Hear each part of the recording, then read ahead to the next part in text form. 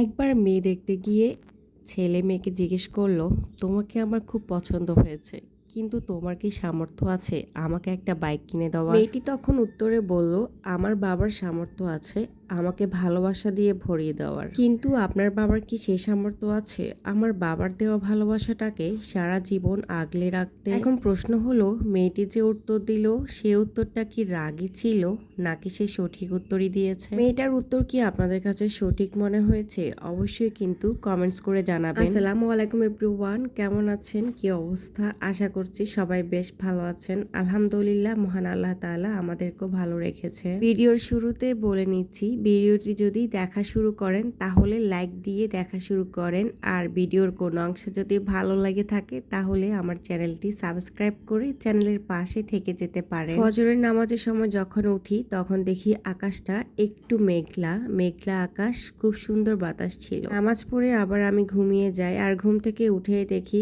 8টা বেজে গেছে, আর এখন দেখুন অনেক বেশি রোদ। সকাল সকাল রোদ কিন্তু দেখতে ভালোই লাগে। আজকে একটু লেট করে ঘুম থেকে উঠছি, কারণ আজকে মেয়ের স্কুলে ক্লাস হবে না। মেয়ের স্কুলে টাইফয়েডের টিকা দেবে। টাইফয়েডের টিকা দেবো কি দেবো না সেটাই ভাবতেছিলাম, কারণ অনেকে বলছে টিকাটা দিলে কোনো সমস্যা হবে না, আবার অনেকে বলছে টিকাটা দেওয়া যায়, এটা সেফ, ডাক্তাররাও তাই বলছে। আর এই যে দেখতে পাচ্ছেন কবুতর দেখা যাচ্ছে, এটা কিন্তু পাশের বাসার কবুতর। আমার জানালা দিয়ে খুব সুন্দর করে ওদেরকে দেখা যায়। ওদের খাঁচাটা ঠিক আমার জানালার পাশে রাখছে, তো আমার কিন্তু দেখতে ভালোই লাগে। আমি প্রায় সময় ওদের দিকে তাকিয়ে থাকি। প্রতিদিন একঘেয়েমি কাজ করতে কি ভালো লাগে বলেন? সারা মাসের কাজগুলোকে যদি একদিনে গুছানো যায় তাহলে কতই না ভালো হতো। সব ধরনের কাজ তো আর একদিনে গুছানো যাবে না সারা মাসের, তবে কিছু কিছু কাজ রয়েছে যেগুলো কিন্তু আমরা একদিনে গুছাতে পারি সারা মাসের জন্য। এখন চলে আসলাম নাস্তা বানানোর জন্য। তো আজকে রুটি পরোটা খেতে আর ইচ্ছে করতেছে না, আজকে একটু পাউরুটি খাবো ডিম দিয়ে।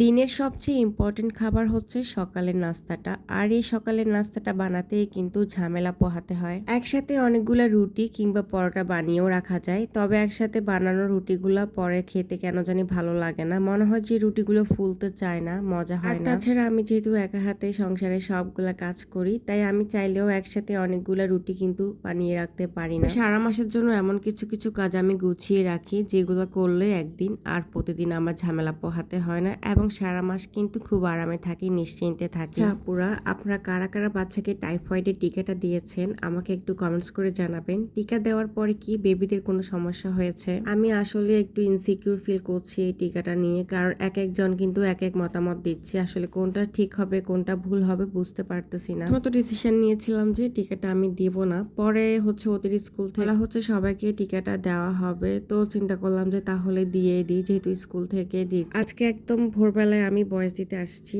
আর ভোরবেলায় আমার জানালা দিয়ে পাশের বাসার মোরগের আওয়াজ শোনা যায়। আমি কতবার যে বয়স দিচ্ছি আর ডিলেট করতেছি, এই যে শুনতে পেলেন মোরগের ডাক, মানে খুবই বিরক্ত লাগতেছে এক কথায়। গতকাল রাতে রান্নাবান্না নিয়ে এত বেশি ব্যস্ত ছিলাম, অনেকটাই লেট হয়ে গিয়েছিল, তারপরে কারেন্টও ছিল না, আর এর জন্য ভয়েসটাও দিতে পারি নাই। ডিম পাউরুটিটা ভেজে নিলাম, আর এখন ডিম পোস্ট করে নিচ্ছি। আমার মেয়ে আবার ডিম পাউরুটি এভাবে ভাজলে পছন্দ করে না খেতে, তো ও হচ্ছে ডিম পোস্ট দিয়ে খাবে, মানে ভেতরে ডিম পোস্ট থাকবে দুটো পাউরুটির মাঝখানে, তো ওভাবে খেতে লাইক করে। মোরগের কথা আপনাদের কাছে অভিযোগ করার সাথে সাথে মোরগের ডাক যেন আরো বেশি বেড়ে গেছে, কি একটা অবস্থা দেখেন। যাই হোক, নাস্তা খাওয়া শেষ করলাম, আর হাতের টুকটাক কাজও সেরে নিয়েছি অফ ক্যামেরাতে। সবকিছু আসলে ভিডিওতে নিতে পারিনি, কারণ ভিডিও করতে গেলে অনেক টাইম লস হয়ে যায়। আর এখন এই যে আমড়া মাখা খাবো, অনেকদিন ধরে আমড়াগুলো পড়েছিল ফ্রিজে, তো ভাবলাম এগুলো একটু ভর্তা করে নিই। আমড়াগুলো সাইজে কিন্তু অনেক বড় ছিল, আর মিষ্টি টাইপসের ছিল, খুবই ভালো লাগছে ভর্তাটা খেতে। তো এভাবে আমরা ভর্তাগুলোর সাথে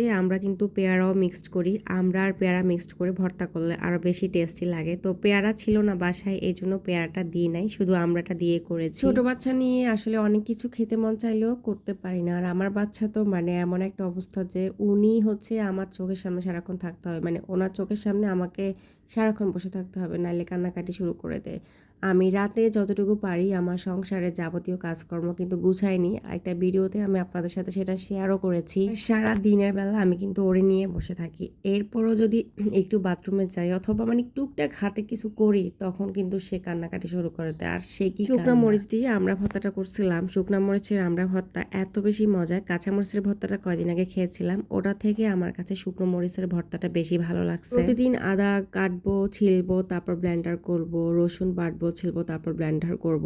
এই ঝামেলা আমি আসলে করতে পারি না। তারপর আমার তো মানে এত কাজ করার টাইমও নেই বাচ্চা নিয়ে। তো আমি হচ্ছে একদিনেই সবগুলো আদা ছিলে রেখে দিই সারা মাসের জন্য। এটা সত্য যে একদম ফ্রেশ বাটা মসলা দিলে কিন্তু তরকারির টেস্টটা ভালো আসে। তো আমি কিন্তু সারা মাসের কষ্টটা মাত্র একদিনে করে ফেলি, আর এতে করে কিন্তু সারা মাস আমি একদম আরামে থাকি। দেখতে পাচ্ছেন আদা ছিলে নিচ্ছি, আর এখানে হচ্ছে 1 কেজি পরিমাণ আদা আছে, আর এই 1 কেজি পরিমাণ দিয়ে কিন্তু আমার 1.5 মাসেরও বেশি চলে যাবে। তো অনেকে শুনলে অবাক হবেন যে এতদিন কিভাবে 1 কেজি আদা দিয়ে আমি মানে চালাবো। তো আসলে আদা আমি সব সময় ব্যবহার করি না, বিশেষ করে আমি মুরগির মাংস রান্নার সময় বা গরুর মাংস রান্নার সময় কিন্তু আদাটা ব্যবহার করি। অনেকে মাছ রান্নাতেও আদা ব্যবহার করে অথবা অন্য যে কোনো রান্নায় ব্যবহার করে, তবে আমি মাছে কখনোই আদা ব্যবহার করি না। আর আদা ছাড়াই কিন্তু মাছ ভালোই আসে, মানে অন্য সব রান্নায় আমি আদা ছাড়া করি, এতে আসলে কোনো প্রবলেম হয় না স্বাদের। তো এই তো আদাগুলো কিন্তু ধুয়ে টুয়ে পরিষ্কার করে নিয়েছি, এখন ব্লেন্ডার করে রেখে দিয়েছি। 1 বক্স হয়েছে, আর এই বক্স দিয়ে আমার 1.5 মাসের মতো চলে যাবে। তো এইভাবে চাইলে আপনারা কিন্তু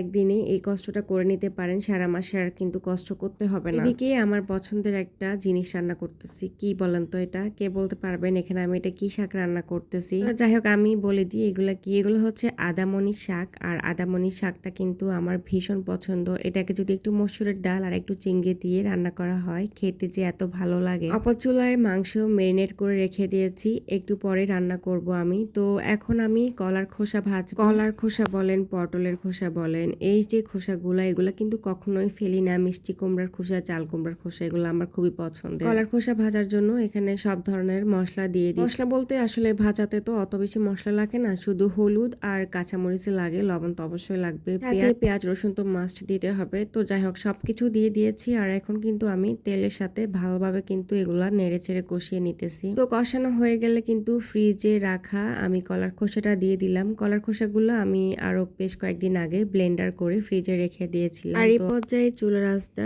একদম লোতে রাখতে হবে, আর ঢাকনা দিয়ে দিব। আমার মনে হয় সবাই এই কলার খোসা ভাজাটা পছন্দ করেন আমার মতো। তো কারা কারা পছন্দ করেন না তারা কমেন্টস করবেন আজকে। তো এটা যেহেতু আগে থেকে সেদ্ধ করে ব্লেন্ডার করে রাখছিলাম, তো এটা কিন্তু রান্না করতে অত বেশি সময় লাগবে না। আর লাস্টের দিকে আমি একটা ডিম দিয়ে দিব, ডিম দিলে খেতে আরো বেশি ভালো লাগে। এদিকে আমার আদামনি রান্নাটা কিন্তু হয়ে আসছে। একটা কিন্তু দুভাবে খাওয়া যায়, একটা তো এইভাবে রান্না করে, আর একটা হচ্ছে আলু দিয়ে ভর্তা করে।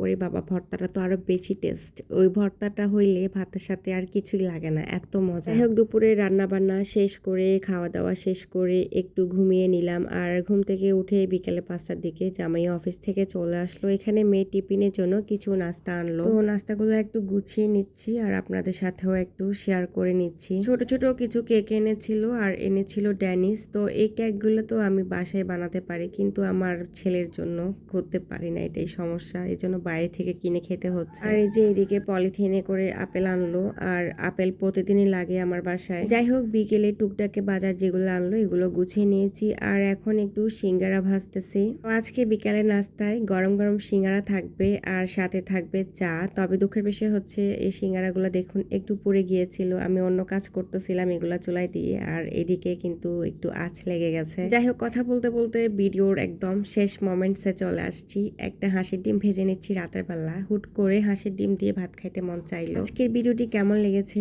অবশ্যই কিন্তু একটা ছোট্ট কমেন্টস করে জানাবেন। সবাই অনেক ভালো থাকবেন, সুস্থ থাকবেন, আমাদের জন্য দোয়া করবেন। আল্লাহ হাফেজ।